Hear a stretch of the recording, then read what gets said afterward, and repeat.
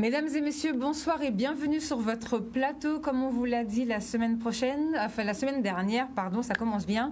Aujourd'hui, nous avons une émission spéciale sur la formation. Il faut savoir que la formation reprend. La crise est bientôt finie, bientôt derrière nous, on espère en tout cas. Et aujourd'hui, nous allons faire une émission spéciale avec la Chambre des métiers et de l'artisanat de Guadeloupe, comme ce qu'on a fait pendant tout le suivi de la crise du Covid-19.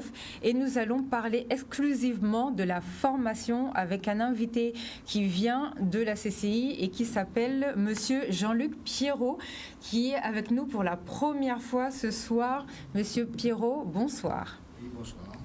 Alors, comment allez-vous? Est-ce que ça s'est bien passé? Pas trop stressé? Non, ça va pour le moment. Ça va? Oui. Alors, est-ce que vous pouvez nous faire un point, s'il vous plaît, sur la formation, on va dire l'année dernière, c'est-à-dire la manière dont ça a fini, dont ça s'est passé, sachant qu'il y avait eu, avant la crise du Covid-19, il y avait déjà eu aussi des grèves qui ont peut-être perturbé aussi les cours des élèves.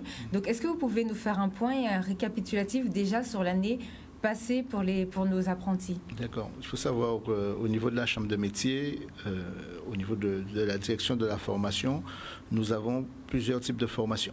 Nous avons des formations pour les chefs d'entreprise, aussi pour les salariés, pour les demandeurs d'emploi. Et nous avons aussi la formation pour les apprentis, pour le CFA. D'accord. En ce qui concerne pour le CFA, pour faire un bilan de l'année 19-20, nous avons eu 460 apprentis sur l'année 19-20 entre la première année et deuxième année. D'accord. Il faut savoir que nous faisons environ 28 métiers qui passent du niveau 3 au niveau 5. Donc, c'est-à-dire du niveau CAP au niveau Bac plus 2, dans pas mal de métiers de l'artisanat, de l'alimentation, des métiers du service, de l'automobile et du bâtiment. D'accord. Donc, nous avons pu avoir quand même 460 apprentis, mais c'est vrai que le nombre d'apprentis diminue depuis quelques années. D'accord. D'accord. Donc, et la crise du Covid-19 n'a pas arrangé les choses. Donc, c'est vrai que quand la crise a débuté au mois de mars, donc nous avons été fermés pour les apprentis, donc à partir du 16 mars. Et à partir de là, nous avons mis une continuité pédagogique en place pour pouvoir garder le lien avec les apprentis, mais aussi les chefs d'entreprise. Parce qu'il faut savoir qu'un contrat d'apprentissage, c'est tripartite. C'est-à-dire il y a le CFA, le centre de formation, mais il y a aussi donc l'apprenti et l'entreprise. Donc, il faut il faut avoir, comment dire ça, tous les éléments pour que les trois, une année complète. Donc, nous avons pu mettre en place cette continuité pédagogique. On a dû démarrer dans les 15 jours, on a pris un temps pour s'adapter quand même. Parce qu'on a donc pu démarrer la continuité pédagogique et on a eu un bon retour de nos apprentis qui étaient assidus sous les cours, sous les différentes plateformes numériques que nous avons pu mettre en place et développer pour nos apprentis. Donc vous avez fait pratiquement que de la vidéoconférence pendant cette période pour les cours. Pour les cours, voilà. Ça. Et pour la partie entreprise, comment ça s'est passé? Pour la partie entreprise, nous avons conseillé à nos apprentis, pour ceux qui pouvaient y aller, d'aller en entreprise. Et les autres ont dû faire du télétravail avec le non, patron, parce que certains autres, non, ils étaient fermés. Par exemple, si on prend les coiffeurs, les esthéticiennes, ils étaient fermés.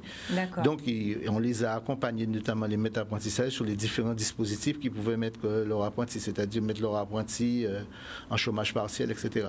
Donc, il y a eu un accompagnement de la Chambre de métier et de la formation pour expliquer aux maîtres d'apprentissage ces différentes démarches. D'accord. Là, comment ça va se passer pour l'année à venir? Est-ce que ça veut dire qu'ils vont devoir faire 2 années en une année ou comment ça va se passer? Non, ça va pas se faire. Ça va se passer. Pour l'instant, on prépare une rentrée, on va dire, normale.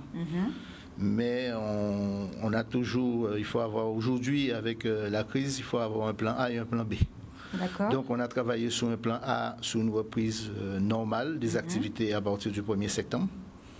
Mais c'est vrai que nous avons une grosse inquiétude parce que nous avons... donc, je vous disais qu'on avait eu 460 apprentis. Aujourd'hui, sur les apprentis qui sont passés de la première année à la deuxième année, on en avait à peu près 200. Sur ces 200. Et sur ces 200, on a environ 10% de rupture due à la crise. Est-ce que c'est par rapport au patron même ou c'est par rapport, Non, c'est surtout par rapport à la crise et à la baisse d'activité. Donc aujourd'hui, nous voulons démarrer une campagne d'apprentissage pour pouvoir recruter des apprentis en première année. Du coup, est-ce que les entreprises, parce que c'est vrai que pour elles c'est quand même un coût, même si les apprentis ont des aides, puisque les entreprises doivent avoir une rémunération de l'État pour former les jeunes, il me semble. Comment ça fonctionne? Non, c'est-à-dire qu'aujourd'hui, il y a des dispositifs qui ont été mis en place par l'État par rapport à la crise. C'est-à-dire qu'aujourd'hui, depuis la réforme de la loi du 5 septembre 2018, l'État avait déclaré une aide unique. Il y avait une aide unique. Oui, ça voilà, c'est la une aide unique qui était de 4 000 €, 4 125 pour la première année et 2 000 € pour la deuxième année. Aujourd'hui, pour tout contrat d'apprentissage signé à partir du 1er juillet 2020 jusqu'au 28 février 2021, la prime pour la première année passe de 4 125 € à 8 000 € pour un jeune de plus de 18 ans.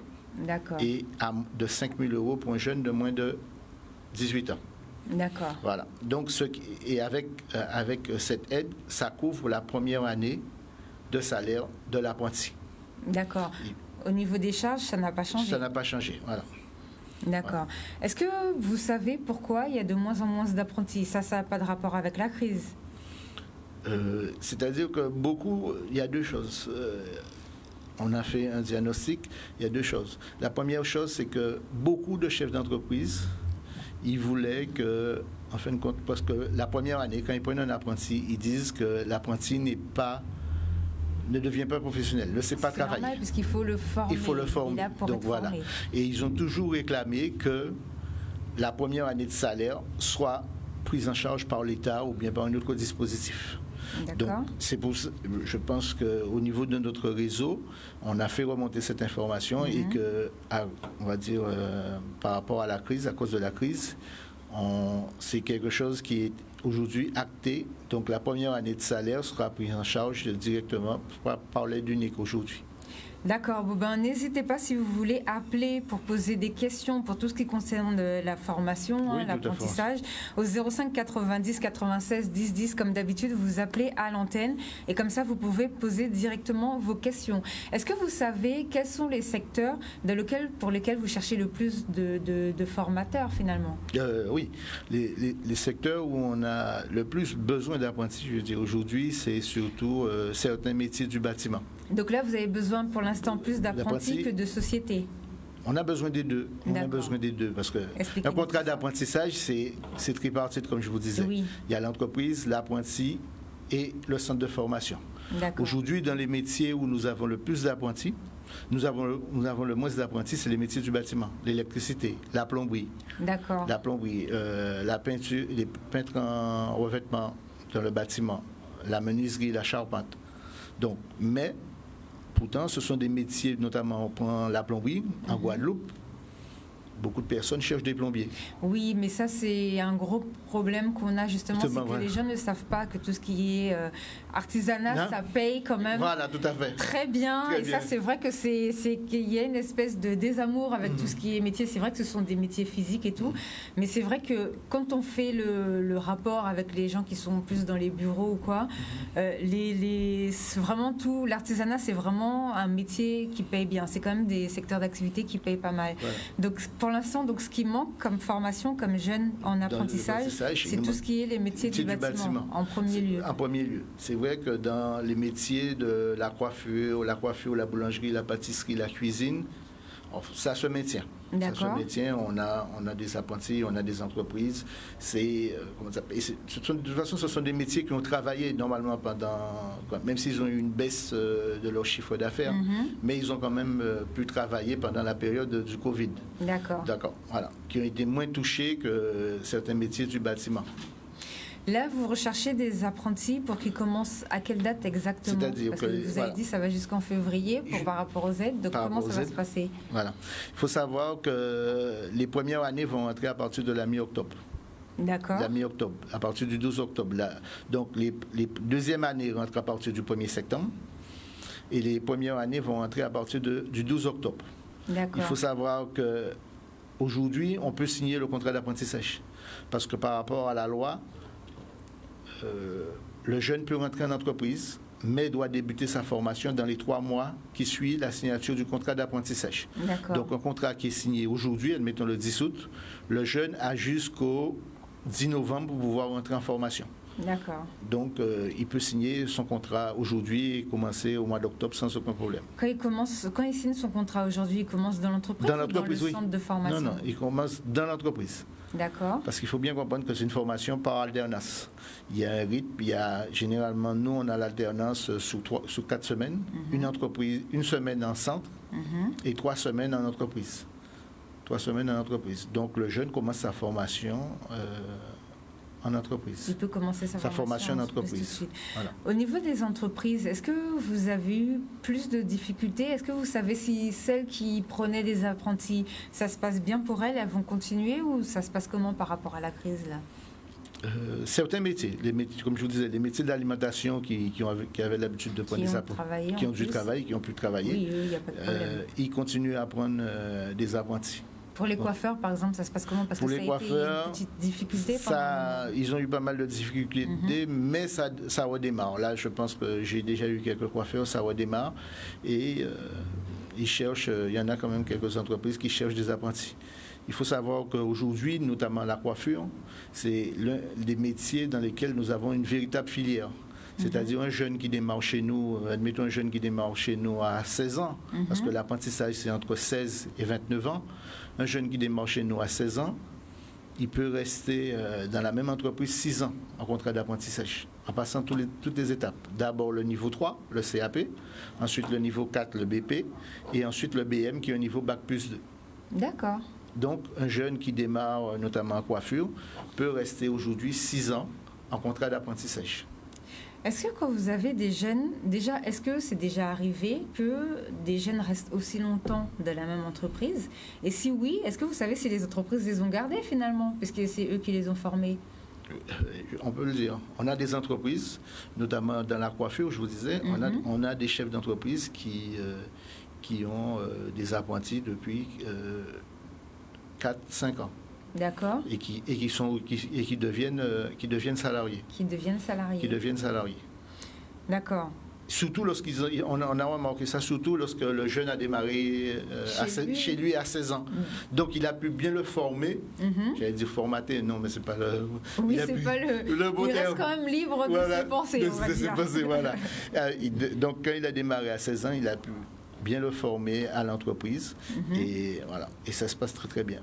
Est-ce que ça serait pas une solution ça pour garder nos jeunes chez nous, parce qu'il y en a plein, c'est ce que j'allais vous poser comme question tout à l'heure quand vous parliez du nombre d'apprentis qu'on a. Est-ce si on en a si peu, j'ai envie de dire, c'est pas parce qu'ils partent pour faire leur formation en France ou à l'étranger? Est-ce que ce serait pas peut-être une piste pour pouvoir les garder sur notre territoire après? Qu'est-ce que vous Tout à fait. C'est vrai qu'aujourd'hui, notre CFA, les dernières années, faisait que du niveau 5 et du niveau 4.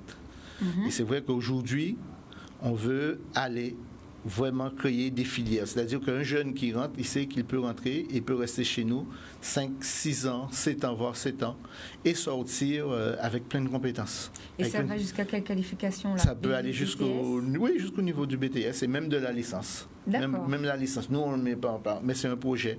C'est un projet de pouvoir mettre une licence en apprentissage. Afin de ramener les hautes études sur l'apprentissage ici dans notre département. Voilà. Donc faire des véritables filières de formation pour un jeune, pour pouvoir acquérir le plus de compétences et pour pouvoir se diversifier. On a les formateurs, on a les professeurs qu'il faut, et on a le plateau technique qu'il faut pour pouvoir assurer cette formation. D'accord. Alors, on a un appel. On va prendre l'appel. Bonjour. Allô? Non? Ah, c'était pas un appel. Bon. Alors, vous avez fait l'apprentissage en 5 points? C'est ça? Oui. Qu'est-ce que c'est exactement? Donc, c'est un document qui a été créé par la PCMA, pour pouvoir, parce que nous sommes la chambre. La CMA France, oui, la PCMA. Avant, ça s'appelait la PCMA, c'est le réseau des chambres de métiers. D'accord. Les chambres de métiers sont regroupées dans un réseau qu'on appelle CMA France. D'accord. Donc, qui représente plus de 100 000 jeunes formés par an et 112 CFA à travers la France entière. D'accord. Donc, c'est pour promouvoir, c'est un document pour promouvoir l'apprentissage, pour définir, pour démocratiser, on va dire, l'apprentissage. En fin de compte, pour que l'apprentissage soit accessible à tous et pour montrer que c'est une voie de formation par l'excellence. D'accord. Et donc, dans ce document, vous parlez de ce que l'apprentissage, donc c'est ce que vous nous expliquiez tout à l'heure, comment apprendre un métier grâce à l'apprentissage. Donc, on a vu, par exemple, les gens qui sont en formation depuis pas mal de temps. Alors, est-ce que c'est possible ?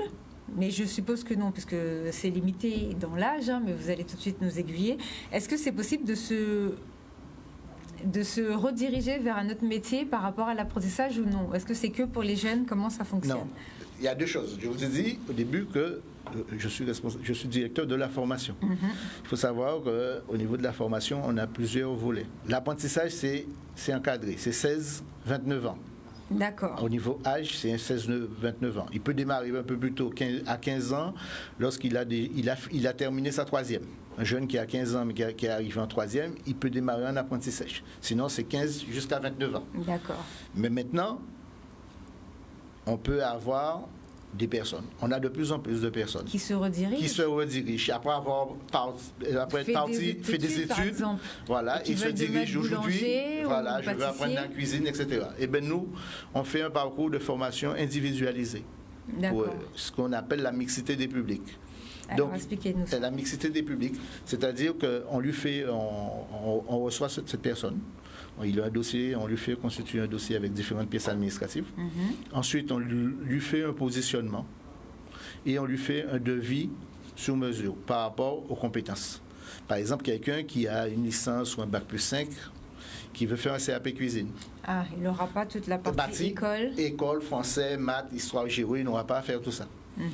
On va lui faire un programme pour se concentrer sur les matières technologiques. D'accord. La technologie, les travaux pratiques, les sciences appliquées. Il sera dirigé vers ça. Donc, il pourra faire son CAP sur 9 mois. Et on a de plus en plus de demandes de personnes qui veulent faire leur CAP sur 9 mois. D'accord. Et voilà. Donc, ça peut être financé de plusieurs possibilités. S'ils sont demandeurs d'emploi, ça peut être pris en charge par le Pôle emploi. S'ils sont salariés ou ils ont un compte, ils avaient été salariés, ils ont un compte CPF, compte personnel de formation, ça peut être aussi financé. Il y en a qui financent de leur poche. Il y en a qui peuvent financer de leur poche. Et il y en a aussi qui peuvent faire un contrat de professionnalisation. D'accord. Ce contrat de professionnalisation, c'est comme un contrat d'apprentissage, mais pour quelqu'un qui a plus de 29 ans et qui trouve aussi une entreprise d'accueil. On en a. Qui trouve une entreprise d'accueil et il fait sa formation en contrat de professionnalisation. D'accord. C'est quoi la rémunération d'un apprenti? Par exemple, si un jeune a 16 ans, alors en général, on les prend tôt, c'est ça? On ne les laisse pas sortir du parcours scolaire, j'ai envie de dire, du système scolaire. C'est quoi la rémunération d'un apprenti? C'est un pourcentage du SMIC. Un jeune qui démarre à 16 ans, il est à 30% du SMIC. D'accord. 30% du SMIC. À 17 ans, environ 40%. À 18 ans, 50%. Et lorsqu'il arrive à 26 ans, il est au SMIC. D'accord. Sachant qu'il est à l'école. Qu'il est à l'école, voilà. Donc il est là en formation. Mais il ne faut pas oublier qu'un contrat d'apprentissage, ça reste un contrat de travail. Oui. Ça reste un contrat de travail. Est-ce que c'est déjà arrivé que des jeunes soient en apprentissage dans une entreprise et qu'ils ne fassent pas, qu'ils n'apprennent pas ce dont ils sont censés savoir pour leur examen? Comment ça se passe dans ces cas-là? Après, il faut bien comprendre, et c'est où la complémentarité entre le travail en entreprise. Du coup, l'école fait un suivi. Voilà, tout à fait. Il y a ce qu'on appelle le cahier de liaison. Il y a le cahier de liaison qui suit la progression pédagogique et qui fait ce que l'élève apprend en centre de formation et ce qu'il apprend en entreprise. D'accord. Il apprend en entreprise. Et là, c'est vrai qu'avec la crise du Covid, nous avons été confrontés à ça parce que nous avons dû faire des livrets pour nos jeunes qui allaient à l'examen. Nous avons dû faire des livrets de formation, des livrets de compétences pour que nos jeunes, nos apprentis puissent valider leur examen. D'accord. Alors du coup, ça s'est passé comment cette validation? Ça s'est passé bien. Généralement, on a eu à peu près des chiffres 90%. Parce qu'il y a eu beaucoup le débat par rapport au bac, qu'il avait été donné, que les jeunes n'avaient pas trop eu à se forcer. Là, pour les apprentis, je sais qu'ils ont dû continuer vraiment l'école, au moins en présentiel, que ce soit en vidéoconférence et tout. Donc ça veut dire que eux, lorsqu'ils ont eu leurs examens, c'est vraiment parce qu'ils ont travaillé. Voilà, parce qu'ils ont travaillé. Ils ont des compétences. Parce que de toute façon, la plus grande partie de la formation se fait en entreprise. D'accord. Se fait en entreprise. Il faut savoir qu'un contrat d'apprentissage sous les 2 ans, quelqu'un qui fait son contrat d'apprentissage sous 2 ans, 24 mois, a 24 semaines de cours. 24 semaines, passe 24 semaines au CFA. Et donc tout le résultat, il passe en entreprise. En entreprise, oui. Voilà. Et c'est vrai qu'on tient en compte de ce que dit le maître d'apprentissage par rapport à la progression du jeune, de l'apprenant. D'accord. Pour les contrats d'apprentissage, est-ce que c'est difficile pour les jeunes? Parce que des fois, même nous, on a déjà reçu des jeunes qui nous ont appelés pour dire qu'ils recherchaient un patron, surtout qu'ils essayent de rester dans leur commune. Est-ce que c'est difficile pour les jeunes de trouver le fameux patron pour signer leur contrat d'apprentissage? Pour certains, c'est difficile. Vous pensez que c'est parce que les entreprises ne se déclarent pas ou que c'est les jeunes qui ne savent pas où chercher? Je dirais c'est... Non, les jeunes, vous savez, tout le monde, on n'est pas tous à l'aise de la même manière. Et c'est pour ça que pour cette rentrée, là, nous allons mettre en place des personnes pour les accompagner. Ce que permet, c'est-à-dire qu'aujourd'hui, nous, tout jeune qui va venir au CFA... Il vient d'abord s'inscrire chez vous? Il vient s'inscrire chez nous. Il va entrer en cours. D'accord. Il va entrer en cours, la loi nous le permet, il va entrer en cours. Mais nous avons à ce moment-là, au lieu de 3 mois, comme me permettait la loi, on a 6 mois pour lui permettre de rentrer en entreprise. Et il faut savoir qu'on va avoir des personnes qui vont l'accompagner pour la recherche d'entreprise. Il faut savoir que quand même la Chambre de métier, c'est 15 000 entreprises. Bah oui. C'est 15 000 entreprises, donc on va pouvoir les accompagner, pouvoir placer nos jeunes apprentis. D'accord. Est-ce que lorsqu'une entreprise prend un jeune en contrat d'apprentissage, est-ce que le financement vient rapidement? Parce qu'on sait que pendant un moment, les coiffeurs ils se plaignaient que c'était trop long, qu'ils devaient avancer, des fois les frais, qu'ils n'avaient pas l'argent tout de suite. Est-ce que là, vous savez si cette situation-là s'est améliorée, surtout par rapport à la crise? Est-ce que vous pensez que ça va être plus fluide à l'avenir? Aujourd'hui, il y a l'aide unique. Je vous ai parlé de l'aide unique. Oui. Aujourd'hui, lorsque, par exemple, un jeune vient à notre niveau, il signe son contrat d'apprentissage, il signe sa convention de formation et c'est transmis à l'OPCO, l'opérateur de compétences. Aujourd'hui, les contrats d'apprentissage et le paiement des actions de formation sont faits par les opérateurs de compétences. D'accord. Les opérateurs de compétences. Et ces opérateurs de compétences, ils ont 20 jours pour pouvoir enregistrer le contrat, pour dire si le contrat est valable, etc., de l'entreprise. Et après ces 20 jours, ces contrats sont enregistrés. Et quand ces contrats sont enregistrés, ils sont transmis à la DGFP, la Direction Générale des Entreprises de Finances Publiques. Et à ce moment-là, la DGFP envoie un code pour les chefs d'entreprise qui leur permet de créer leur compte pour être éligible à l'aide unique. Et à ce moment-là, l'aide unique sera payée tous les mois lorsque l'entreprise fera la déclaration. Bon, il y aura peut-être un petit décalage, mais l'aide unique sera payée automatiquement. Ça ne sera pas un retard comme ce qu'il y avait avant.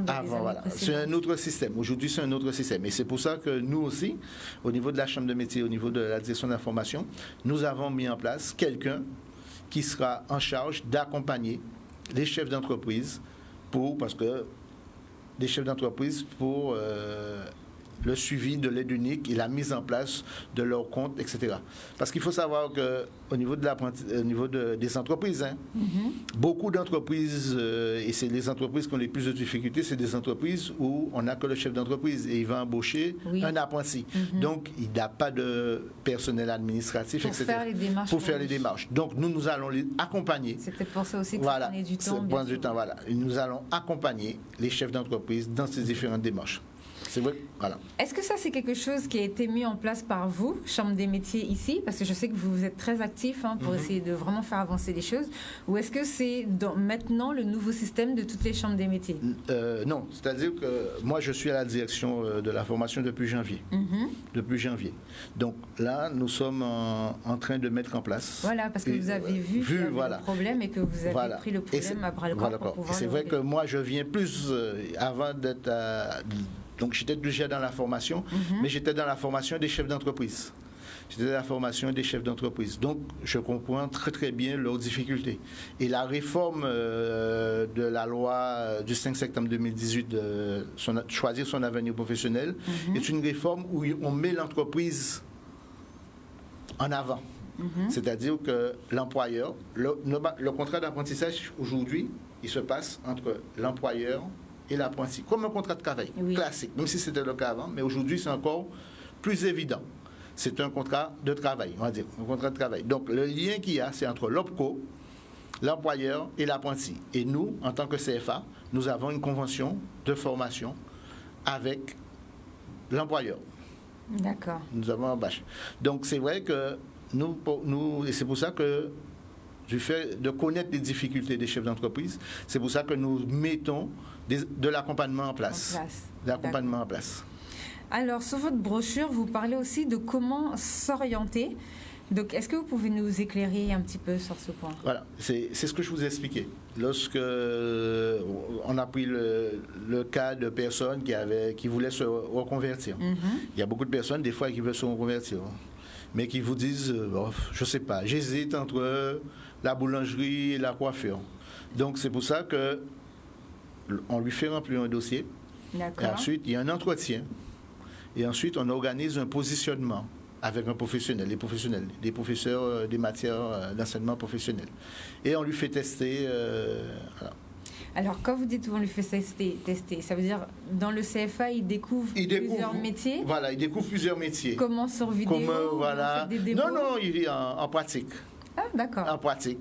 Et là, il peut faire son choix. Ou bien l'autre possibilité, comme il est un stagiaire de la formation continue, nous pouvons faire une convention avec lui et pour qu'il puisse aller découvrir dans une entreprise pendant une semaine, voilà, un stage de découverte. Un peu comme comme ce qu'ils font en troisième quand ils viennent d'arriver. Voilà, tout à fait. Donc ça veut dire qu'avant de se lancer vraiment, ils ont le droit de tester. Ah oui, tout à fait. Est-ce qu'ils peuvent tester autant de métiers qu'ils veulent ou pas? C'est quand même limité, j'imagine. Oui, c'est limité. Mais ils peuvent tester pour voir qu'est-ce qui les intéresse. Parce qu'on leur demande vraiment, parce que c'est pas les mêmes choses. Je sais, ce sont vraiment des métiers différents. Voilà. Et pourquoi je vous pose bien la question, c'est parce que ça arrive encore trop souvent avec cette histoire de conseiller d'orientation qu'on a en troisième, des fois qui envoient les enfants faire quelque chose, alors qu'au final, l'enfant se rend compte que c'est pas du tout ce qu'il aime. Donc c'est pour ça que je demande vraiment comment vous faites, parce que 16 ans, c'est vrai que c'est jeune. Il y a plein d'enfants de 16 ans, quand ils sont au lycée, ils savent pas même quelle filière encore ils veulent faire à l'école. Donc c'est pour ça que je demande vraiment si vous arrivez au mieux à les aiguiller, ou est-ce que ça arrive que des fois ils aient envie de changer d'avis et qu'ils fassent autre chose? On fait une présentation du métier, parce que c'est vrai que certains métiers d'artisanat sont difficiles. On travaille les jours fériés pendant que les autres s'amusent. Eux, ils sont au travail, donc on leur dit ça. Ils ne peuvent pas sortir comme leur ami, aller en boîte, même si on ne peut pas aller en boîte en ce moment. Mais ils peuvent, le samedi soir, ils travaillent, etc. Oui, donc l'artisanat, c'est les horaires, comment on dit ça, à quelle heure on commence, on ne sait pas à quelle heure on finit.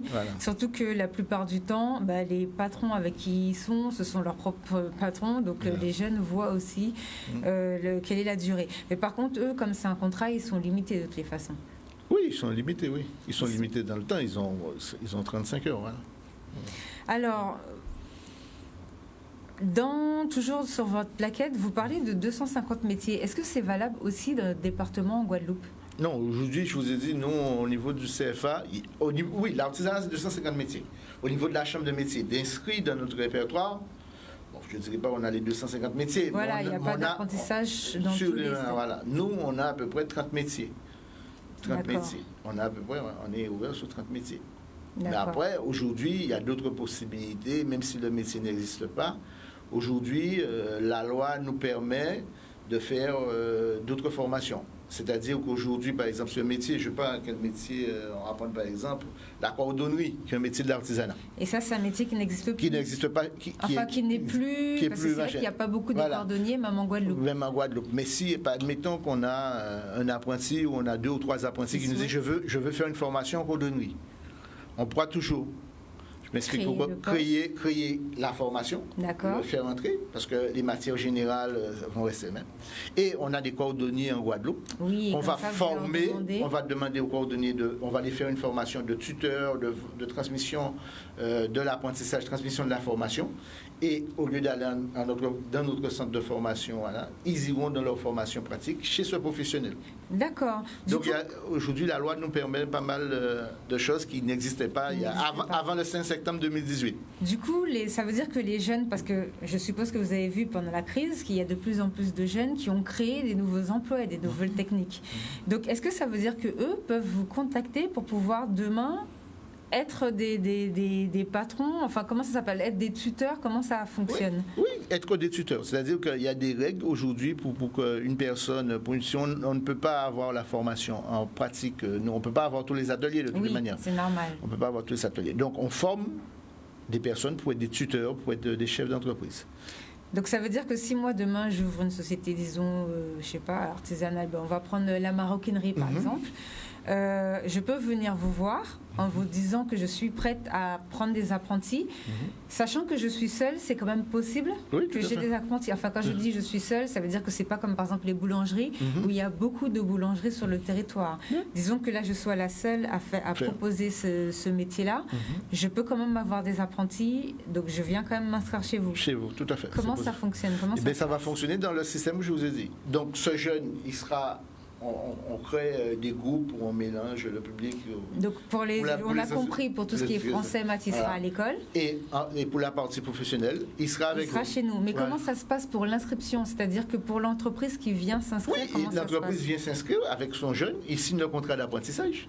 Tout simplement. Tout simplement, il y a une convention de formation avec nous. D'accord, c'est très simple en vérité. C'est très simple, voilà, tout à fait.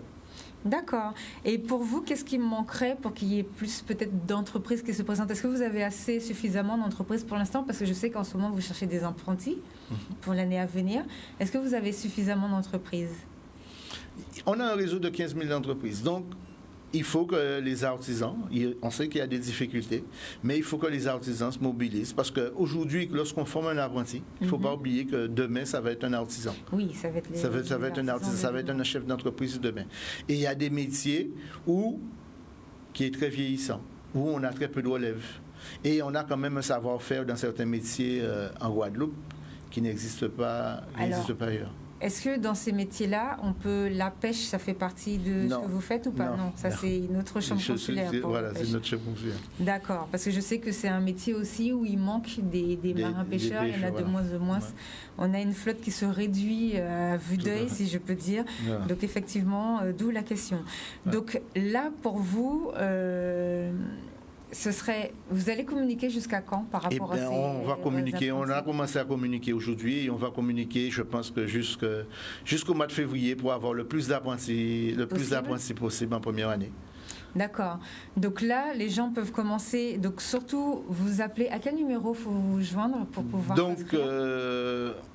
il faut appeler sur l'URMA de Desmarais au 41 71 59. D'accord.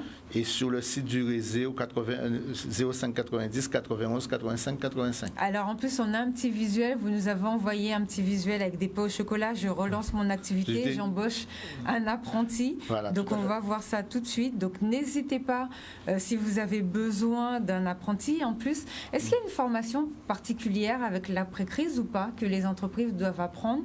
On sait qu'il y a eu des fiches, on a vu, on a fait l'arrivée des fiches de tout ce qui est... Des fiches métiers, fiches métiers. Voilà. Est-ce que ça va faire partie des nouvelles choses maintenant que les gens vont devoir apprendre en apprentissage ou pas? Oui, il va falloir présenter la prévention. La prévention et la sécurité au travail. C'est une des premières choses. Mais généralement, comme le jeune va démarrer en entreprise, donc la formation, donc nous, on va revenir sur des choses normalement qui devraient être déjà vues en entreprise. Des précautions à prendre, les règles d'hygiène à respecter au niveau de l'entreprise. D'accord, mais ça en général maintenant c'est assez bien respecté, voilà. Surtout maintenant que les entreprises ne veulent pas refermer, ça on se dit très bien de ça. Et les jeunes eux-mêmes, je pense qu'ils veulent se protéger, enfin ça, je suppose que c'est un point... Ouais, on ne veut pas prendre de risques. Voilà, on ne va pas prendre de risques, je suppose que c'est un point qui ne vous pose pas spécialement de problème voilà. de ce côté. Est-ce qu'il y a d'autres choses que vous avez mis en place au CFA par rapport à ça, enfin au CFE. Au CFA. Au CFA, donc c'est bien ça. Voilà. Alors, est-ce qu'il y a d'autres choses que vous avez mis en place par rapport à ça? Je vous disais, on prépare la rentrée, je vous disais qu'on avait un plan A, qui était un plan A classique, voilà. Et on a aussi un plan B. Un plan A amélioré, puisque vous avez pris en compte les problèmes qu'il y avait avant, voilà. Et aussi, on a un plan B. Si jamais on ne peut pas accueillir, etc., donc on va assurer l'enseignement professionnel en présentiel et l'enseignement par visioconférence. Voilà, on va scinder. Et c'est vrai qu'on a pris des mesures, toutes les mesures de distanciation, toutes les mesures de précaution pour... oui, normalement, en plus, la rentrée devrait pas se passer. Voilà. Donc, pour l'instant, c'est encore fermé. Oui, c'est confirmé, ça ouvre le 1er septembre. Et c'est vrai qu'on a développé et on a mis des personnes qui sont en charge pour... accompagner spécifiquement les chefs d'entreprise, les apprentis. Donc, voilà. On met l'humain au premier plan. D'accord. Donc, tout à l'heure, vous disiez qu'il y a des métiers pour lesquels vous cherchez plus d'apprentis que d'autres. Voilà. Alors, vous avez parlé des métiers du bâtiment. Donc, quels sont-ils exactement pour que les gens sachent? Nous avons donc le CAP monteur installation sanitaire, donc l'ancien CAP de plomberie, le CAP d'électricité, le BP installateur électrique aussi. Nous avons le CAP menuiserie et CAP charpente et les BP, les brevets professionnels en menuiserie et en charpente. Voilà. Et aussi peintre application de revêtement, voilà. D'accord. Pour les peintres, voilà. Ce sont les métiers du bâtiment. Et aussi, on a monteur installateur en système de froid et climatisation. Voilà. D'accord. En plus, ça devrait bien marcher. Voilà. Ce sont les métiers du bâtiment. Et nous avons aussi les autres métiers. C'est ce que j'allais vous demander. Et nous avons les autres métiers. Nous avons, vous les connaissez, oui, on a la boulangerie, on a la pâtisserie, on a la cuisine, on a un BPA de la cuisine. Alors, ce sont des choses différentes pour faire le diplôme. Donc, boulanger et pâtissier, ce sont deux métiers différents. Ce sont deux métiers différents. D'accord. On a le CAP boulangerie, on a le CAP pâtisserie. Là, à la rentrée, on va ouvrir un CAP chocolatier et confiseur. Ah, ça c'est génial. Voilà, on va ouvrir un CAP. Ça évitera qu'on cherche des chocolatiers partout. Voilà. Donc on va ouvrir, on a déjà quelques inscriptions. D'accord. Donc on va ouvrir un CAP chocolatier confiseur. Donc ça c'est pour l'alimentation. Donc le CAP cuisine, le CAP hôtellerie, restauration. Oui, on connaît bien, parce qu'on est très bon. Je crois qu'on a vraiment de très bons résultats. Mais d'ailleurs, le jeune homme qui a fait, il a fait une formation en hôtellerie et il s'en sort très bien. Donc ça, c'est vraiment on a vraiment de bons résultats sur l'hôtellerie en Guadeloupe. Voilà. Après, il y a quoi d'autre? Il y a la coiffure, il y a l'esthétique et il y a l'employé de commerce multispécialité. Qu'est-ce que c'est ça Ça, c'est pour le métier de vendeur, en fin de compte. La vente. D'accord. La vente. Donc, quelqu'un qui fait ce CAP peut travailler aussi bien dans une boulangerie-pâtisserie, mais peut aussi travailler dans un commerce où il fait de la vente. Voilà.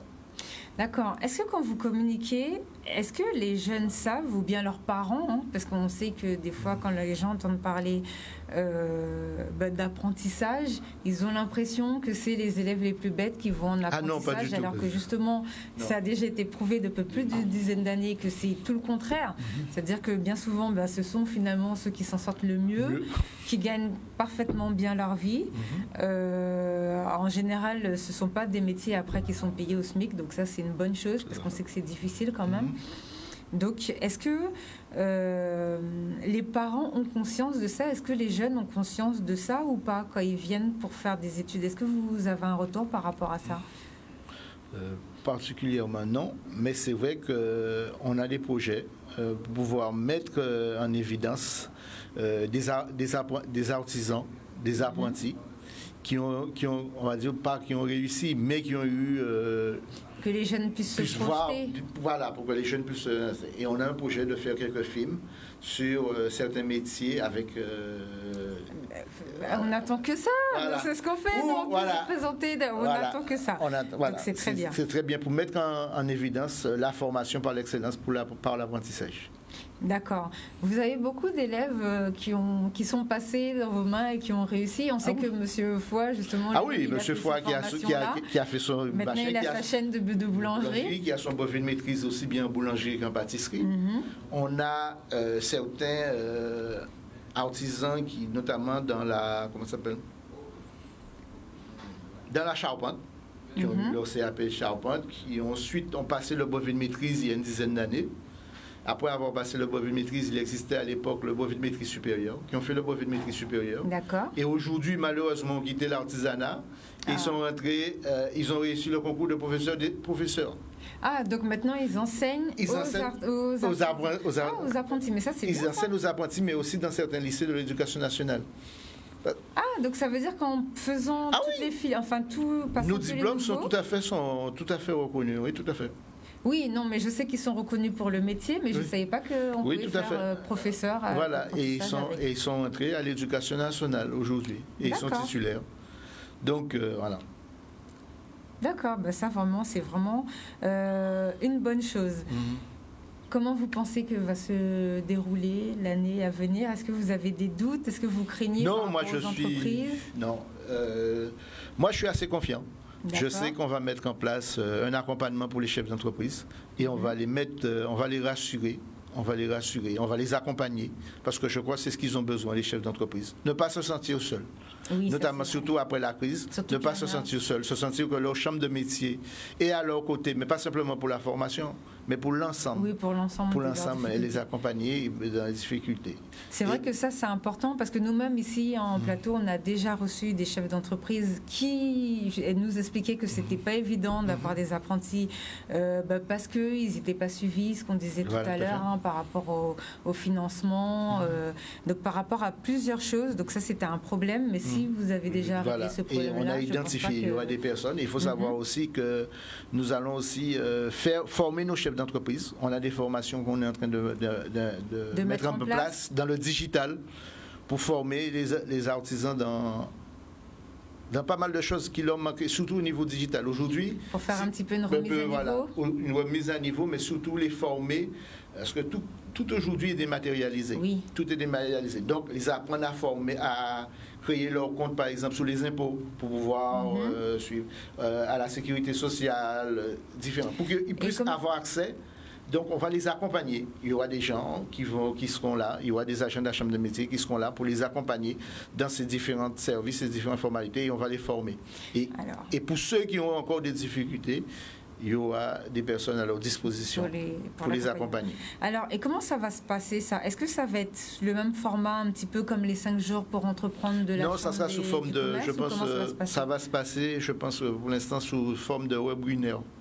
D'accord. Voilà. Donc vous allez communiquer sur un lien peut-être, ils vont se connecter dessus. Ils vont se connecter, voilà. Sur la sécurité informatique, etc. Voilà. Quand est-ce que vous allez commencer à mettre ça en place? Je pense à partir dès septembre. D'accord. Dès septembre. Et nous avons un gros projet, je pense que ce sera sur le mois d'octobre, pour...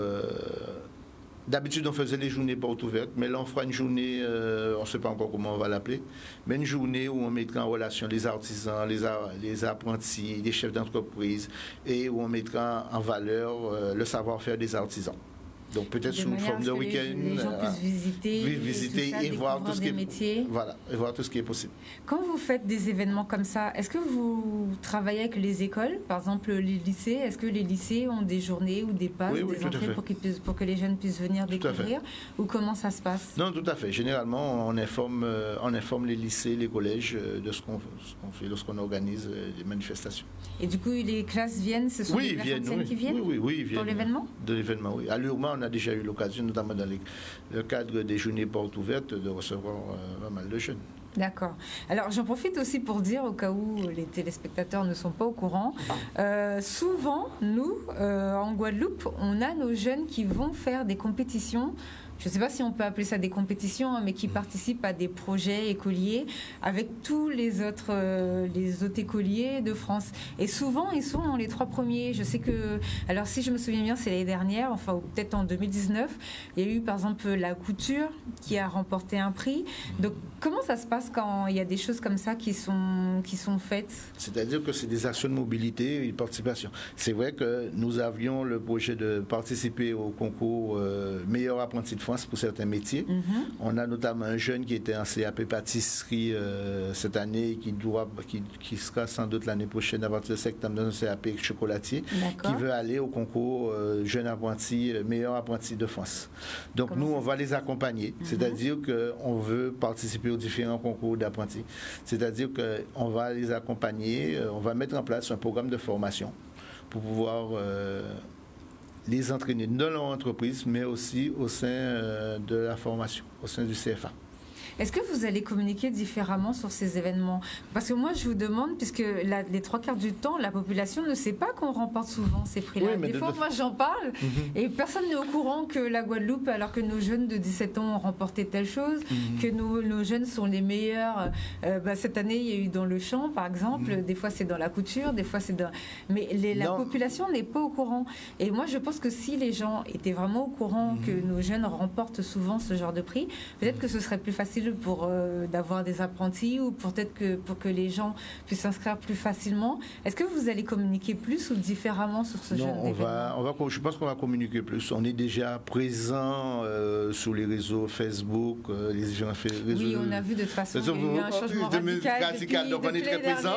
C'est vrai que pour le CFA, on va créer un Instagram parce que les jeunes ils sont très sur Instagram. Donc on va créer un Instagram pour pouvoir suivre l'activité de la formation au niveau de l'apprentissage, donc pour développer, etc., et pour informer les jeunes. Ça peut être une très bonne idée, l'Instagram. Voilà, même eux, pendant qu'ils sont en cours, pour bien faire le suivi. Quand ils partent sur un concours, ils peuvent faire un mini-film et tout. Ça peut être une très bonne idée. Parce que c'est vrai qu'on a beaucoup de classes de jeunes qui remportent.